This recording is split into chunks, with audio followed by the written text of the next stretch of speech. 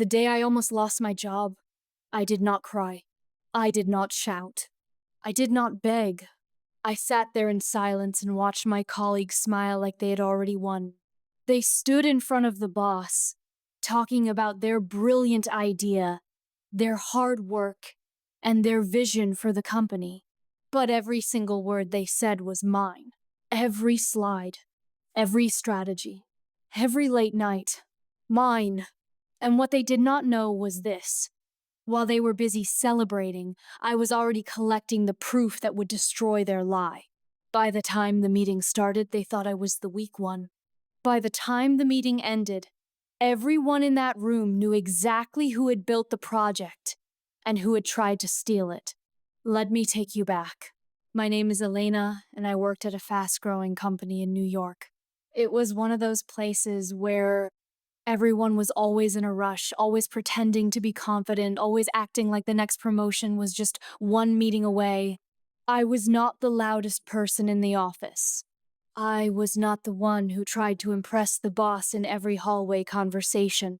I was the one who came in early, stayed late, fixed broken systems, and kept my head down. I believed in doing good work and letting the work speak for itself. That was my first mistake. Because in offices like that, sometimes the work does not speak loud enough before someone else picks it up and starts speaking for it. I had been developing a project for almost 4 months. 4 months of research. 4 months of planning. 4 months of testing, revising, and reworking everything until it finally made sense. It was a customer retention system for the company's platform. Simple to explain, but hard to build. It used data patterns, user behavior, and predictive alerts to help the company keep customers before they left. It was smart. It was practical. And it could save the firm millions. I remember the first time I showed the concept to my direct team lead, Mark. He looked at it, nodded, and said, "This could be huge." I felt proud. Finally, I thought, maybe this is the project that changes everything for me. But there was one person in the office who never liked seeing me do well. Her name was Nicole. Nicole had one of those personalities that looked sweet from far away and dangerous up close. She smiled too much when she was in front of management. She always found a way to sound helpful without actually helping. And whenever someone else got attention, she somehow managed to stand in the light too, even when it did not belong to her. At first, I did not think much of her. We were colleagues. That was all. But then she started asking questions about my project. Too many questions. What data sources are you using? How did you structure the model? Who did you talk to in finance? What's the rollout plan? She kept saying she was just curious. I answered politely because I had no reason not to. I thought we were all on the same team. But after a while, I noticed something strange. Whenever I shared a new part of the project in our internal meetings, Nicole was always the first one to repeat it later, as if it had come from her. At first it was small. A phrase here, a suggestion there. Then it became more obvious. She started presenting parts of my work as if she had helped develop them. When I mentioned it once in a meeting, she laughed lightly and said, "We all collaborate here, Elena. No need to get territorial." That sentence stayed with me. Not because it hurt my feelings, because it told me exactly what kind of person she was. She was not trying to help. She was trying to take. So I changed how I worked. I stopped sharing details casually. I kept records. I saved drafts. I dated every note, every file, every email. I started emailing myself summaries after each work session. Not because I wanted drama, because something in me said, protect yourself. And I am so glad I listened. One Friday afternoon, everything changed. I was called into a small meeting with Mark and the department director, Mr. Harris. I walked in expecting feedback. Instead, Nicole was already sitting there. That should have been my first warning. She was smiling, calm, almost glowing with confidence. Mr. Harris leaned back in his chair and said, "Elena, We've been reviewing the direction of your project. My heart slowed down, not because I was scared yet, because I could feel something was off. Then Nicole spoke. She said, I think the project needs a fresher perspective. I've taken the liberty of refining the concept. Refining? I looked at her, confused. She opened a folder and slid a deck onto the table. The title page had my project name on it, but her name was written under it. Not mine, her name. I remember that moment so clearly because everything inside me went cold. She began speaking with perfect confidence, explaining my idea like it was hers. She used almost the exact same structure I had spent months building, the same problem statement, the same solution path, even the same example scenarios I had prepared. And then she said the words that nearly made me laugh from disbelief. I think Elena has strong effort, but she may not have the strategic depth to take this to launch. Strong effort may not have strategic depth. She was trying to turn my own work into evidence that I was not good enough. I looked at Mark. He would not meet my eyes. That told me enough. Mr. Harris nodded slowly and said, This is promising. Nicole, I like this direction. I sat there in silence, feeling every beat of my heart, while someone else tried to wear my work like a new dress. Then Mr. Harris turned to me and said, Elena, maybe you should support Nicole on implementation. Support Nicole, not lead, not present. Support. That was the moment I understood what this was. This was not just theft. This was a setup. Nicole had taken my project, repackaged it, and decided to use it to push me down while lifting herself up. And somehow, she had convinced Mark to let it happen. I wish I could say I exploded in that room. I wish I had slammed my hand on the table and exposed her right there. But I did not. I kept my face calm. I nodded.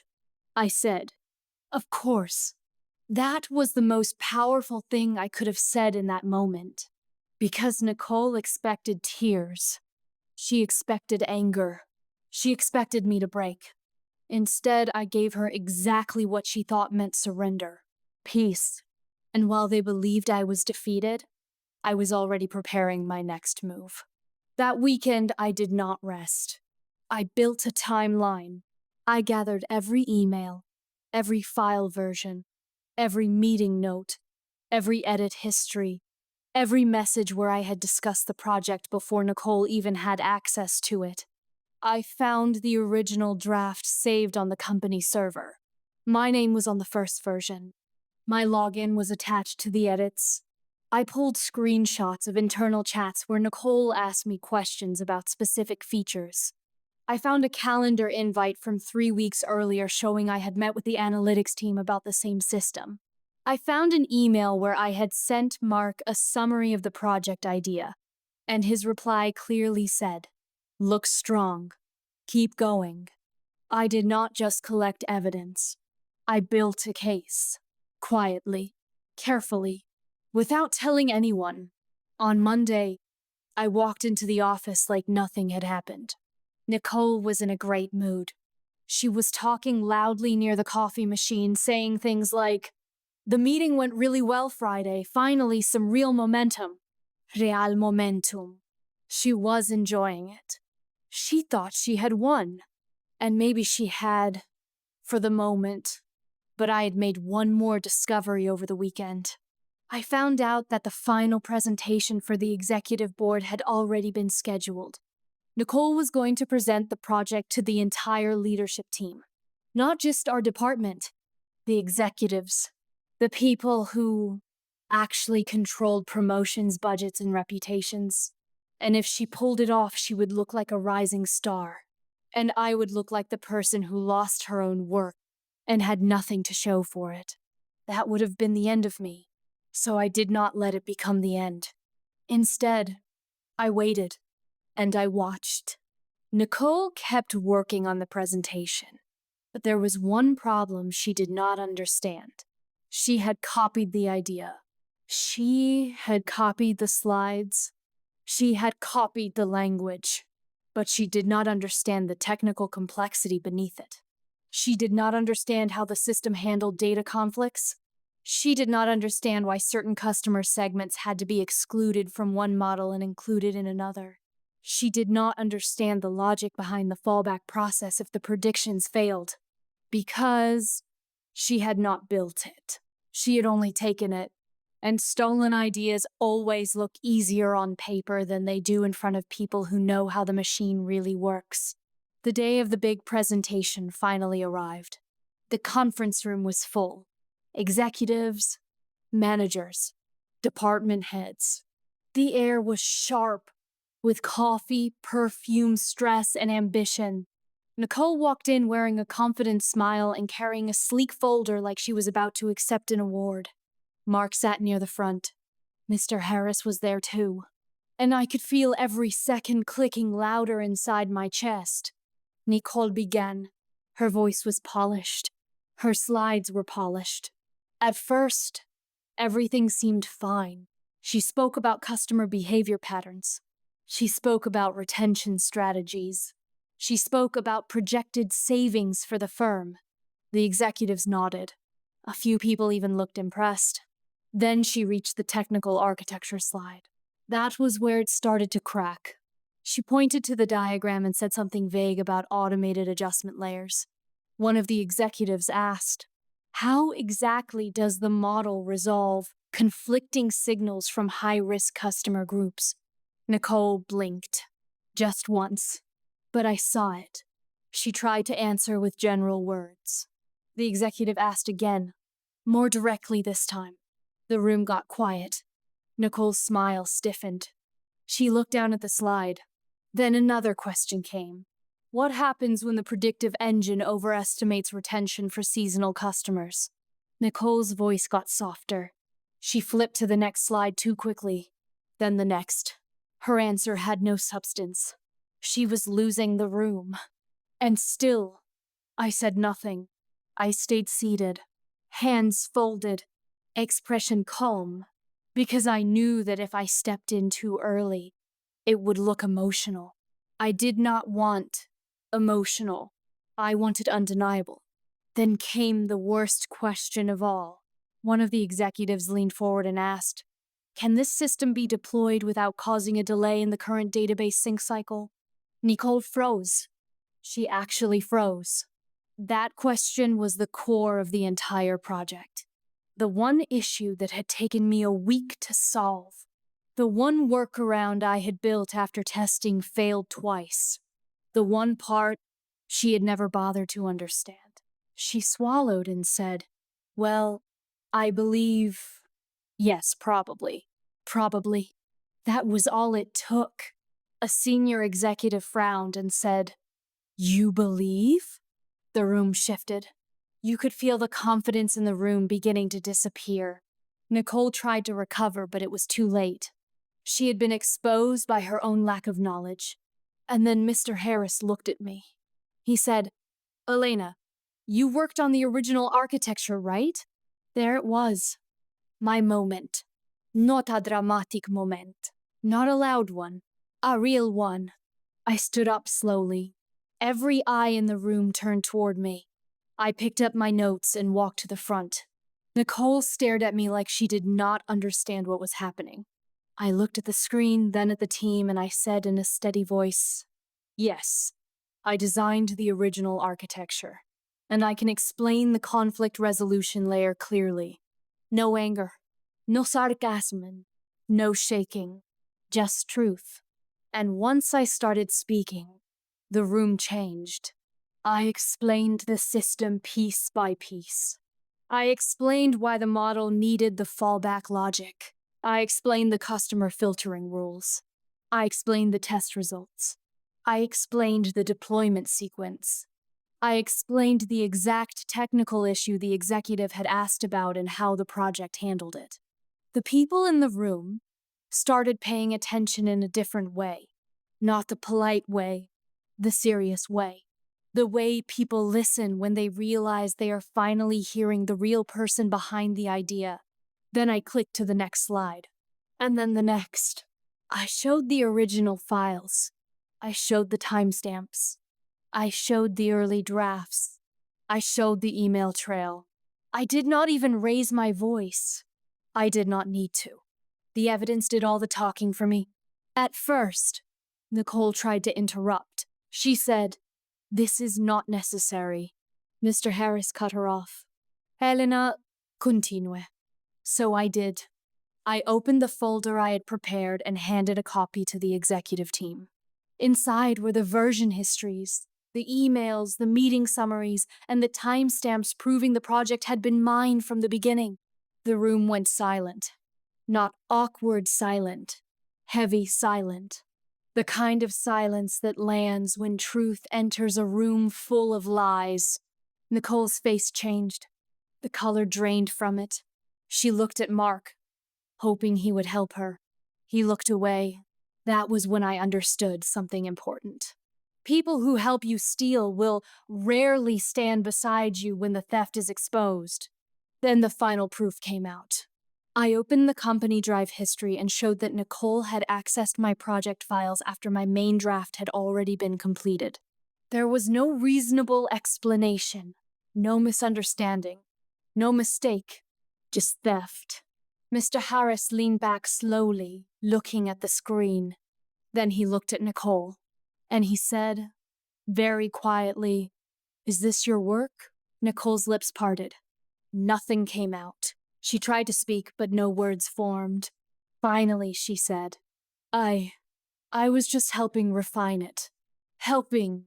That word again. I looked at her, and for the first time since this started, I spoke with a little more edge. Then why does every original draft have my name on it? No shouting. No drama. Just one sentence. And it landed harder than if I had screamed. Nicole could not answer. No one could. Mr. Harris asked for a 5-minute break and took the executive team outside the room.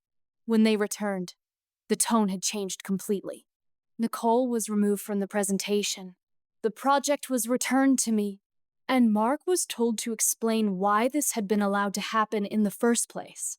That part did not feel like victory. It felt like justice. Quiet justice. The kind that comes after patience, after pain, after holding your breath long enough to survive the lie. Nicole was not fired that day. Real life is not always instant, but her reputation was damaged.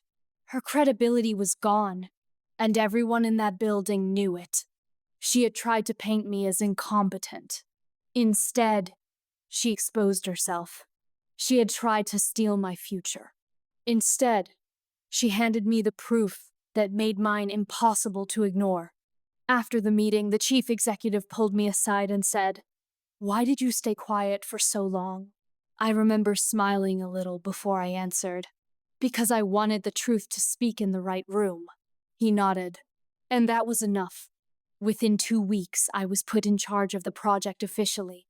Not as support, not as backup, as the lead. The version Nicole had tried to present was scrapped completely. We rebuilt it using my original structure, the real one, the one that actually worked. And when the launch finally happened, it was a success. The company saved money. The team got credit. The executives were impressed. But the biggest win for me was not the promotion. It was not the praise. It was not even the respect. It was knowing I did not let someone else's lie make me smaller. Because sometimes the strongest thing you can do is not fight loud. For a long time after that meeting, I could not even enjoy the victory. That surprised me. I had imagined this moment so many times in my head. I thought I would feel powerful. I thought I would feel angry. I thought maybe I would even feel relieved enough to laugh. But when it finally happened, I just felt exhausted. Not broken, just tired in the deepest way. Because when someone steals your work and tries to turn your silence into weakness, the damage does not end the second they are exposed. It stays in your chest. It stays in your sleep. It stays in the small moments when you remember how close they came to taking something real from you. I walked back to my desk after the meeting and sat there without moving for several minutes. The office around me sounded normal again. Keyboards, phone calls, printers, coffee cups clinking, people pretending nothing major had happened. But I knew. They knew. Everything had changed. Nicole was gone from the conference room, but her perfume still seemed to hang in the air like a reminder of how calmly she had lied. Mark did not come near me for the rest of the day. He sent me one message that afternoon. "Can we talk tomorrow?" I looked at the message for a long time. I did not reply right away, because now that the truth was out, everybody wanted a conversation. Everybody wanted to explain themselves. Everybody wanted the chance to sound reasonable after they had been silent while I was being pushed aside. But I had learned something important. When people are comfortable while you are suffering, they do not deserve immediate access to your forgiveness. So I waited. The next morning, Mark asked me to come into his office. His face looked older than usual, tired, nervous. He motioned toward the chair across from him, but I did not sit down immediately. I stood there with my hands at my sides and looked at him quietly. He cleared his throat. "Elena," he said, "I made a mistake." I almost laughed, but I did not. A mistake. That word again. People love that word when the truth is ugly. A mistake sounds lighter than betrayal. It sounds softer than cowardice. It sounds accidental. But what happened was not an accident. So I asked him, "Did you know she was presenting my work?" He looked down. That answer was all I needed. He did know. Maybe not every detail. Maybe not the entire plan. But enough. Enough to stop it. Enough to ask questions. Enough to protect me. And he did not. "That presentation was supposed to show leadership," he said carefully. "Nicole said the project needed a different voice. And I thought," I cut him off. "No, you did not think. You hoped it would work out and did not ask enough questions." He sat still. That was the truth.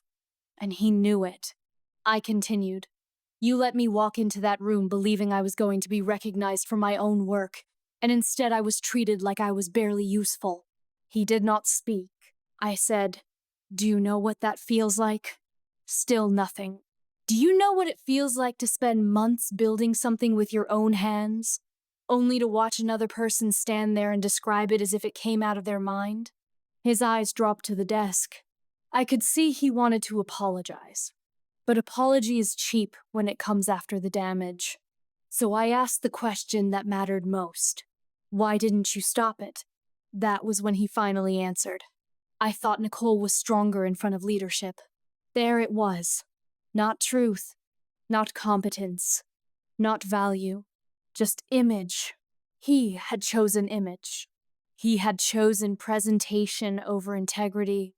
And that is how people lose everything that matters in a workplace. Not always because they are cruel. Mark was put under internal scrutiny for allowing the presentation to go forward without proper verification.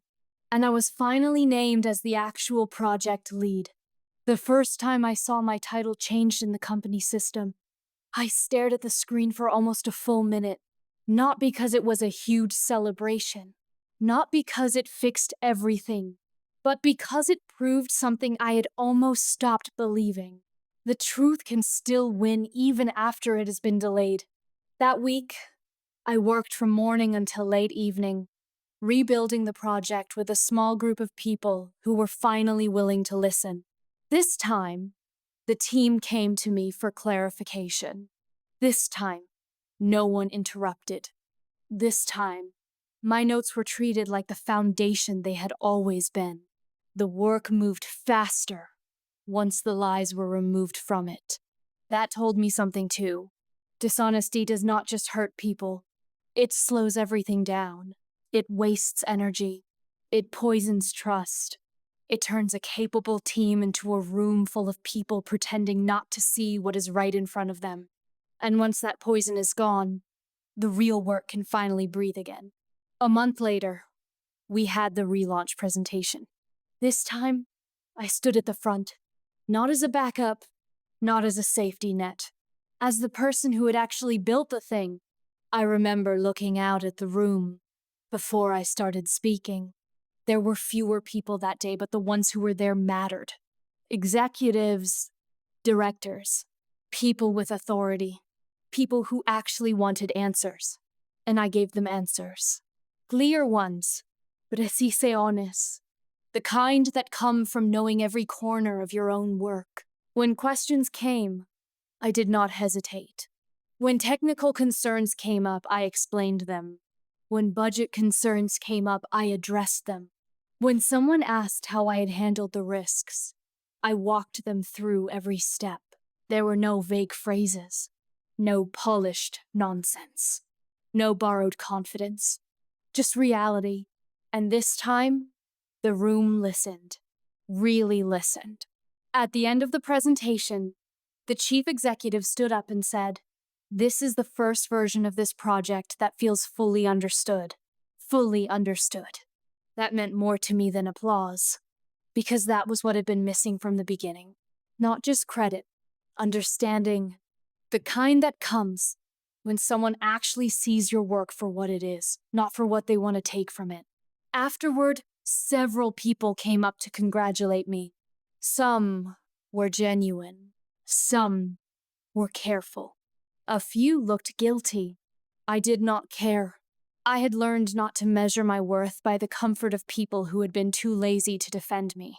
That night, I went home, took off my heels, sat on my couch, and just breathed. No dramatic celebration. No music. No tears. Just peace. And peace felt strange after so much tension. It took me a while to understand that. When you have lived inside stress for too long, calm can feel almost unfamiliar. But slowly, I let it in. I thought about everything that had happened.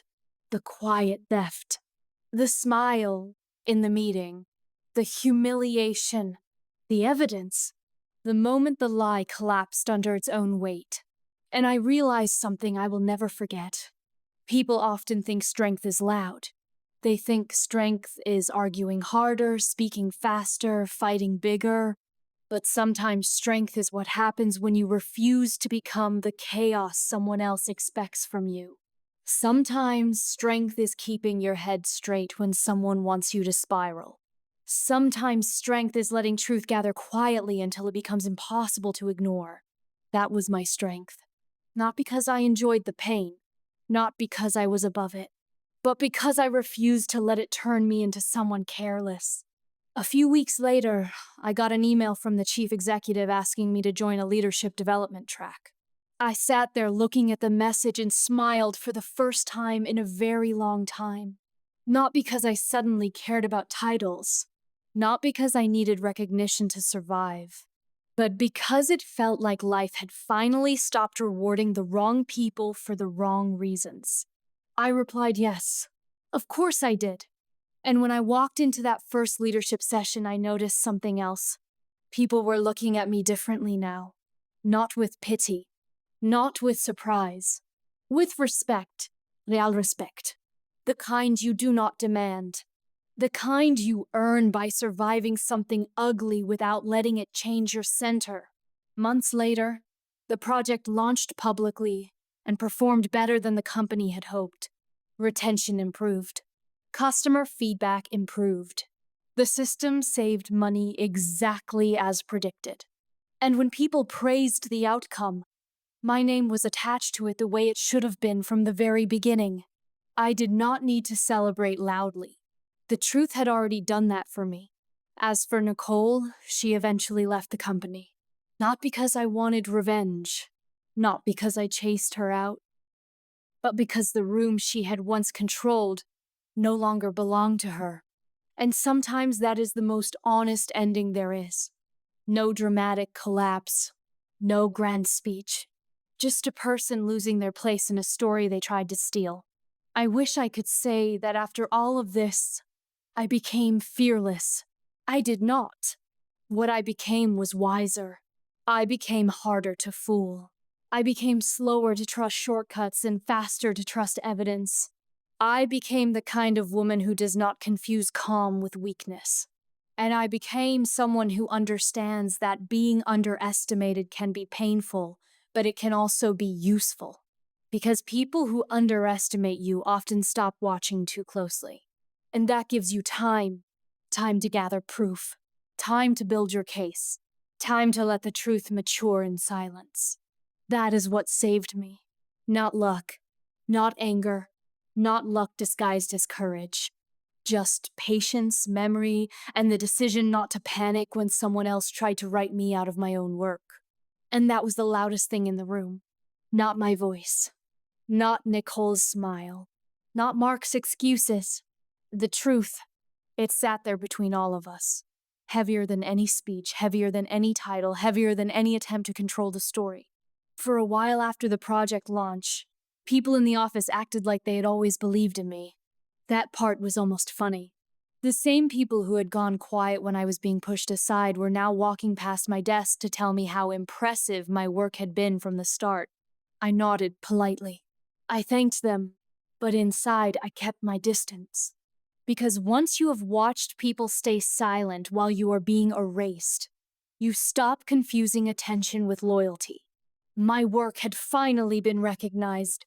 Yes, but something inside me had changed too. I was no longer the woman who believed that doing everything right would automatically protect me. I had learned the harder lesson. Sometimes competence is not enough. Sometimes being right is not enough.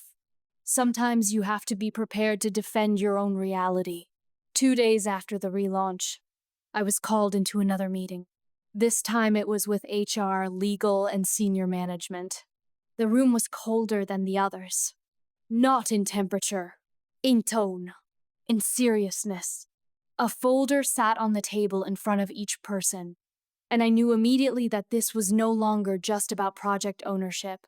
This was about company trust, about internal conduct, about what had been allowed to happen under the surface. The HR director spoke first.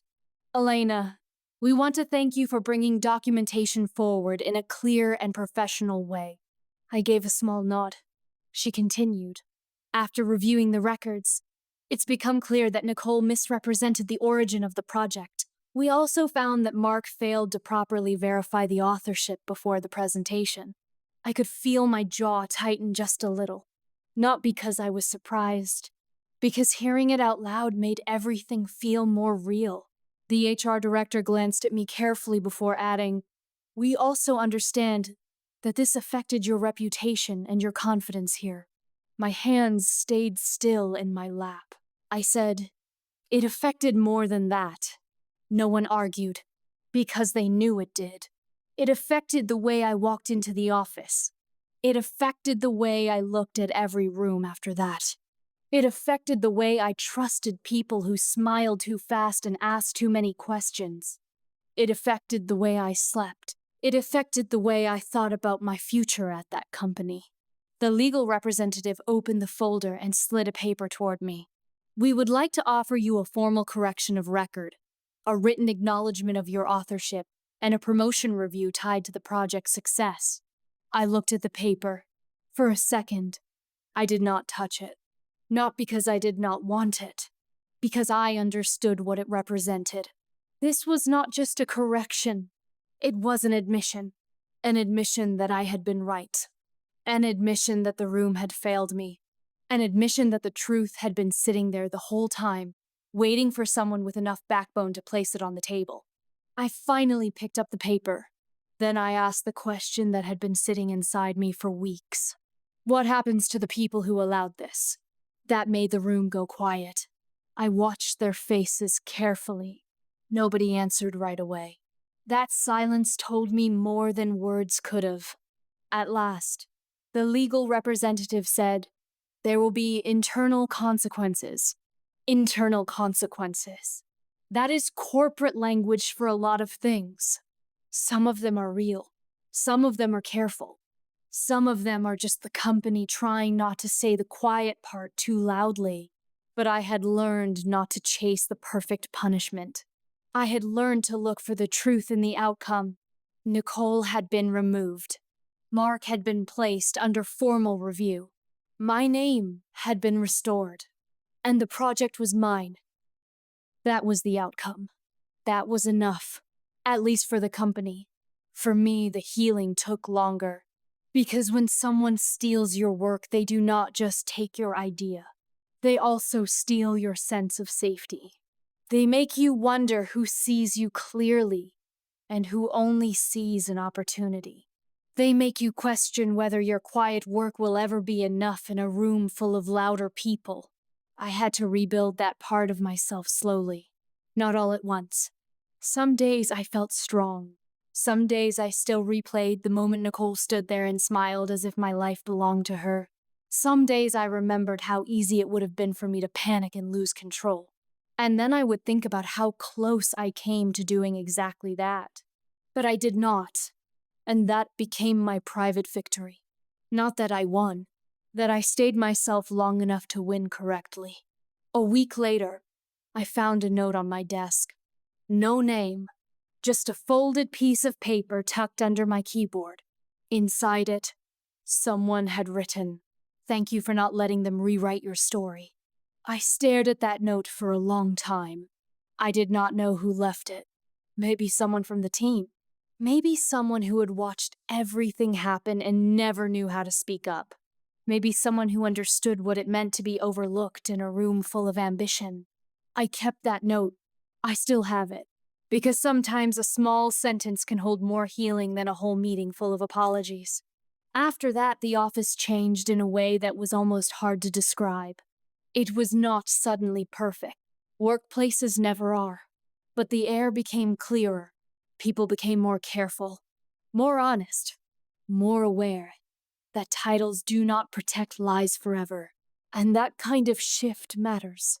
Because when one person is exposed for stealing, everyone else starts thinking twice before pretending not to notice. I became known as someone who kept records.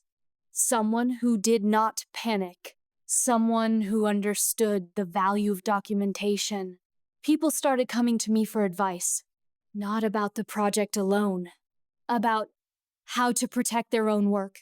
How to write things down. How to confirm authorship. How to send the email. How to keep the proof. I never laughed at them. I never told them they were being paranoid. I just told them the truth. Protect your work before somebody else tries to name it for you. That sentence became something I said more than once. Because once you have lived through this kind of betrayal, you stop seeing proof as optional. You see it as self-respect. A month later, I was invited to present the project at an external leadership event. This time, I was not nervous. Not because I suddenly loved public speaking. Not because the pain had disappeared. But because I knew exactly what I had built. And when you know your own work deeply enough, nobody can fake it better than you. The room that day was filled with people from other firms. Executives, managers, potential partners. I stood at the podium, looked out at the audience, and began speaking in the same calm voice I had used in the meeting that changed everything. I talked about the project from beginning to end. I explained the problem. I explained the failure points. I explained the corrections. I explained how quiet observation, careful testing, and steady refinement had turned an idea into a functioning system. And while I spoke, I could feel something inside me settle, not because the applause at the end was loud. It was. But because I was no longer trying to prove that I belonged. I already knew I did. That is the kind of confidence no one can steal. After the event, one of the guests came up to me and said, "You seem very composed." I smiled and said, "I had to learn how to be." That was true. I had to learn it the hard way. Through betrayal, through silence, through humiliation, through patience, through the decision to stay calm when it would have been easier to burn everything down. And that choice changed me. Not into someone colder, into someone steadier. There is a difference. Cold people stop caring. Steady people care, but they do not lose themselves when things turn ugly. I became steady, And steadiness is powerful. A few months passed. The project became one of the firm's strongest successes of the year. The numbers improved exactly as predicted. The customer response was better than expected. The board praised the results. My name appeared in reports, presentations, and leadership summaries the way it should have from the beginning. I remember sitting in my apartment one evening, looking at an email with my official recognition letter attached, and thinking about the girl I had been when all this started. The girl who believed good work was enough. The girl who assumed people would tell the truth if the truth was obvious.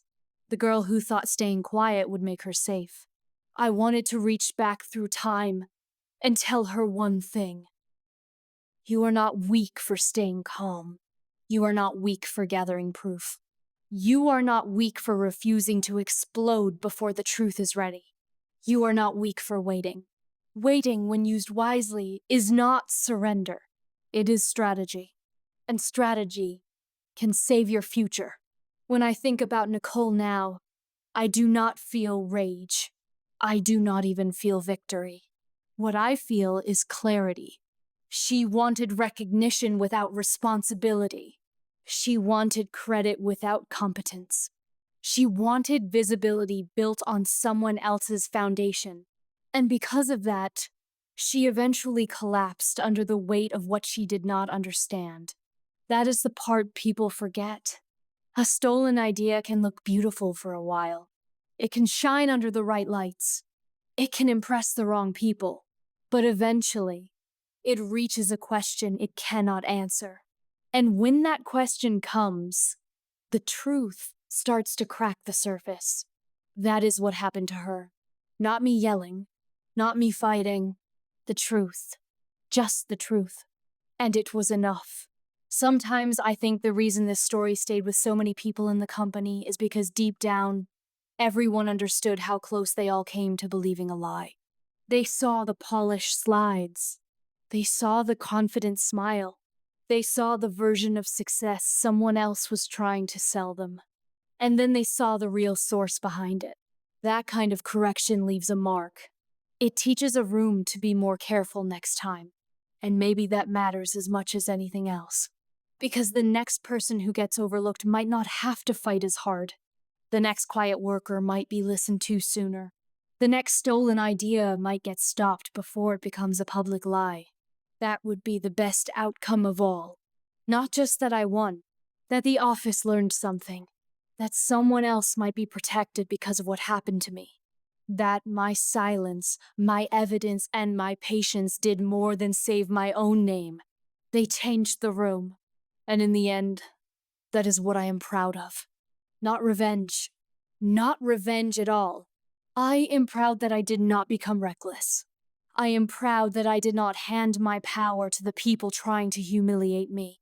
I am proud that I stayed calm long enough for the truth to do its work. Because when the meeting started, they thought I was the one who could be pushed aside. By the time it ended, they understood something they should have known from the beginning. The quiet ones are not always weak. Sometimes they are the ones paying the closest attention. Sometimes they are the ones keeping every receipt. That will always be me. But I did not always know that. For a long time, I thought being quiet meant I had to stay invisible. I thought if I did my work well enough, if I stayed kind enough, if I never caused problems, people would naturally do the right thing. Life corrected me. Not gently, not softly. It corrected me in front of a room full of people who had no idea they were watching my world fall apart and rebuild at the same time.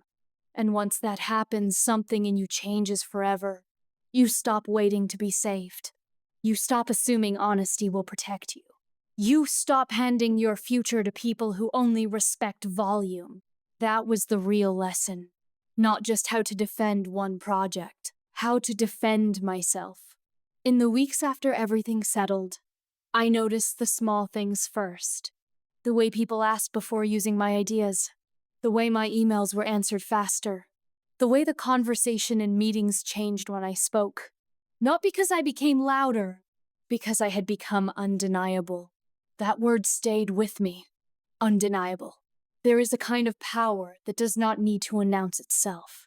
It just stands there, solid, clear, prepared. And after betrayal, preparedness feels like peace. One afternoon, I stayed late at the office, long after most of the floor had emptied out. The lights above me were dimmer than usual. The city outside the windows had already turned gold and then gray, and I was sitting at my desk reviewing the final reports for the project. My name was on everything now. The original documents, the revised system notes, the launch summary, the board report, every place my name should have been from the beginning. It was finally there. I leaned back in my chair and looked at the screen, and for the first time in months, I let myself breathe without tension. Then my phone lit up. It was a message from one of the junior analysts. She had written, "I just wanted to say thank you. Watching how you handled all of this gave me courage. I've been afraid to speak up about my own work, and now I think I will." I read that message twice, then a third time, and something in my chest softened, because that was the part of this story I had not expected. Not just that I would survive it, that someone else would learn from it, that my silence would not just protect me, it would teach someone else how not to disappear. I typed back, "Always keep your proof. Always trust your work. And never let someone else tell the story of what you built." Then I put the phone down and just sat there, quietly, gratefully. A little later, I got up and walked to the window. The office lights below looked small from up there. So did the arguments. So did the lies. So did the people who thought they could take what was mine and wear it like a badge. From that distance, it all looked smaller than it had ever felt in the moment. That is what time does. It does not erase pain, but it gives you perspective. It lets you see that the thing which almost broke you was never bigger than your future. It only felt bigger because it was standing so close. And once it moves, you realize how much room you still have left to grow. I thought about Nicole one last time that night. Not with anger. Not with revenge. Just understanding. She was the kind of person who believed image could replace integrity for long enough to become success. Maybe she believed that because she had gotten away with it before. Maybe she believed that because the world had rewarded her for being convincing. But eventually, reality arrives. And when it does not care how polished your smile is. It only cares what is true.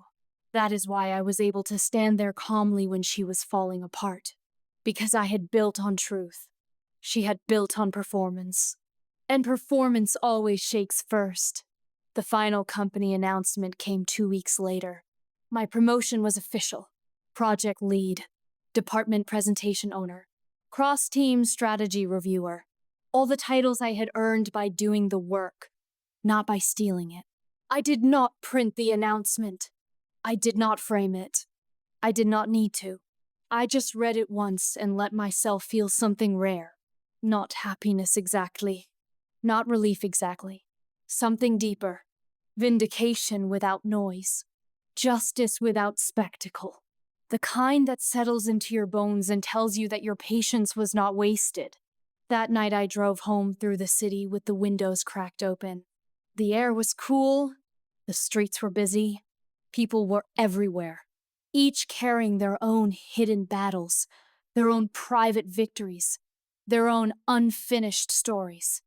And I thought about how many people sit in offices every day being underestimated, overlooked, copied, dismissed, or quietly erased.